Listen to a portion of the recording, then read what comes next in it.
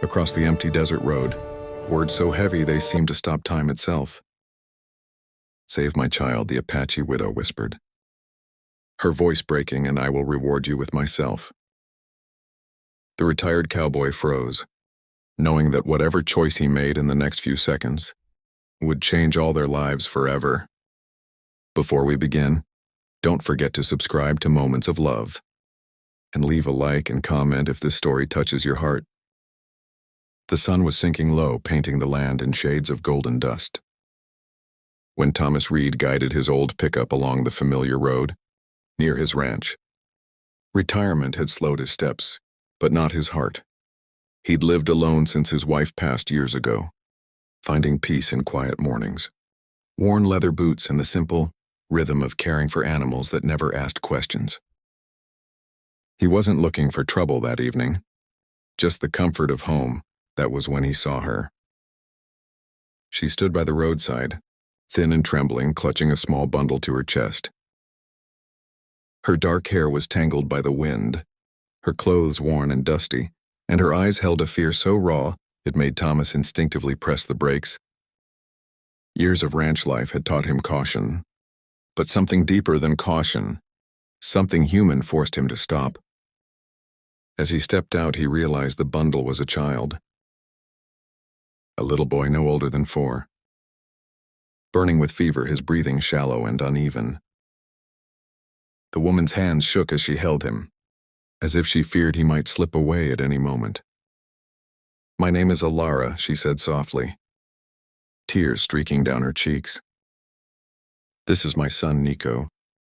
He's been sick for 2 days. I walked until my legs gave out." Please, Thomas had seen sickness before.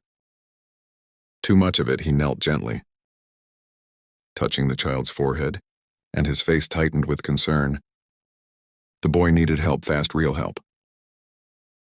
"A doctor, medicine. I don't have money," Alara continued, her voice dropping to a whisper, filled with shame. "I have nothing left, but if you save him, I will give you myself. That's all I have." The words hit Thomas like a slap.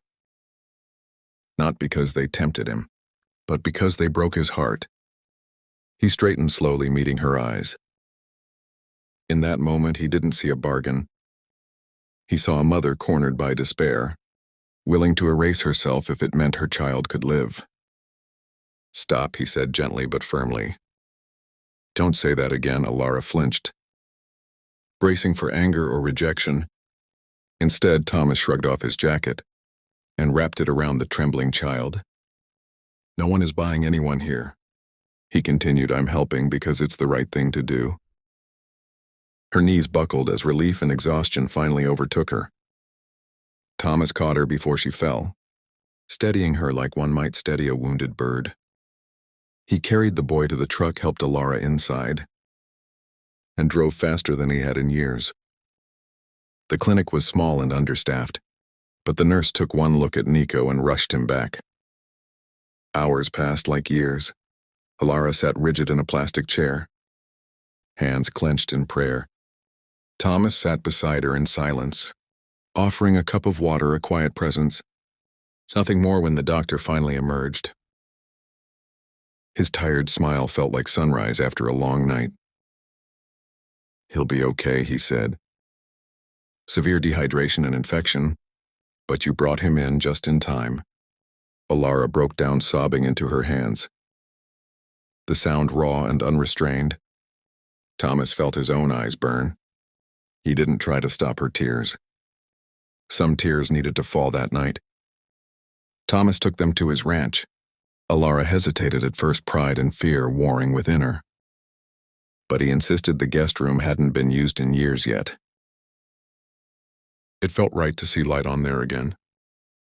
Days turned into weeks. Nico recovered quickly, laughter returning to the house. Like music Thomas had forgotten he missed. Alara helped around the ranch, cooking meals, tending the garden, always trying to repay a debt Thomas never acknowledged. One evening, as the sky blushed purple, Alara finally spoke the words that had been weighing on her heart. "I meant what I said," she confessed quietly that night on the road. I was ready to give up everything because I thought that was the only way my son could live. Thomas stared out at the horizon for a long moment before answering. I lost my wife because I couldn't save her, he said softly. Cancer doesn't bargain, it just takes. For a long time, I thought kindness was pointless because it couldn't change that. But you reminded me something else matters too. He turned to her eyes steady.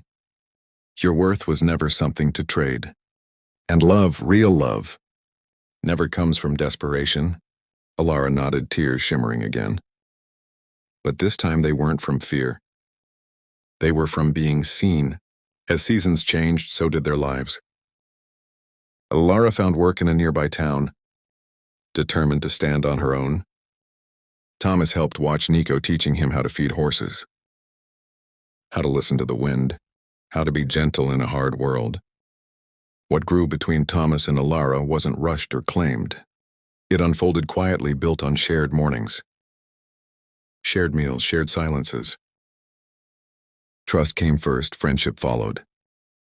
And somewhere in between, something deeper took root. The night Thomas realized he was afraid again, it wasn't of loneliness or loss, but of hope. Hope had a way of reopening old wounds. And he had spent years stitching his shut. Yet there it was, sitting across from him at the small wooden table, laughing softly as Nico tried to spoon cereal without spilling it. Alara's laughter wasn't loud. It was careful, as if she still didn't fully trust happiness that made it feel real. After breakfast, Alara insisted on walking into town alone. She wanted people to see her not as someone rescued, but as someone standing on her own feet.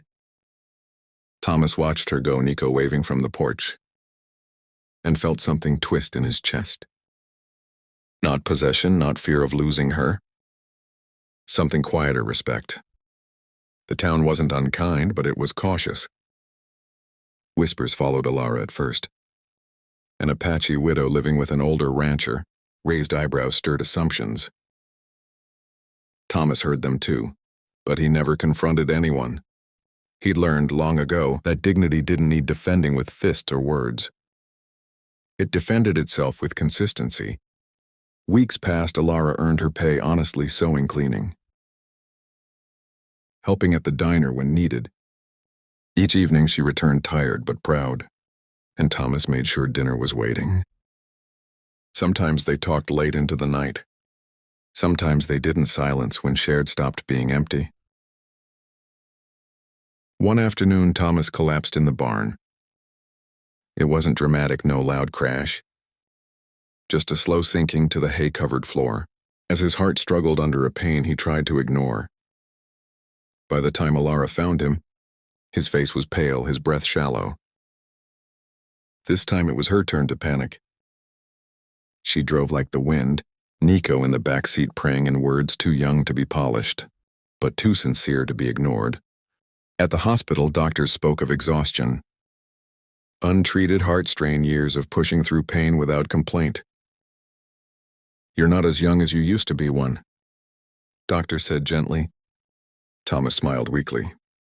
I know. Alara didn't smile. She held his hand through the night, refusing to leave when he finally woke fully.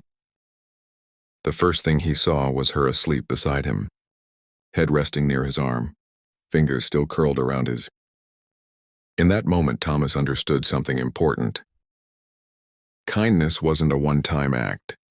It was a circle, and it always came back around. Recovery was slow. Thomas hated needing help. But Alara never made him feel small. She didn't thank him endlessly or remind him of what he'd done. She simply showed up every day, every task, every quiet moment. One evening, as they sat watching the sun dip behind the hills, Alara spoke again of that first night. I thought I had nothing, she said, but I had my son, and now I have something else too. Thomas didn't interrupt. I don't want to owe you. She continued, I want to choose you freely if you want that. Thomas felt his throat tighten. He took a long breath, the kind that steadied.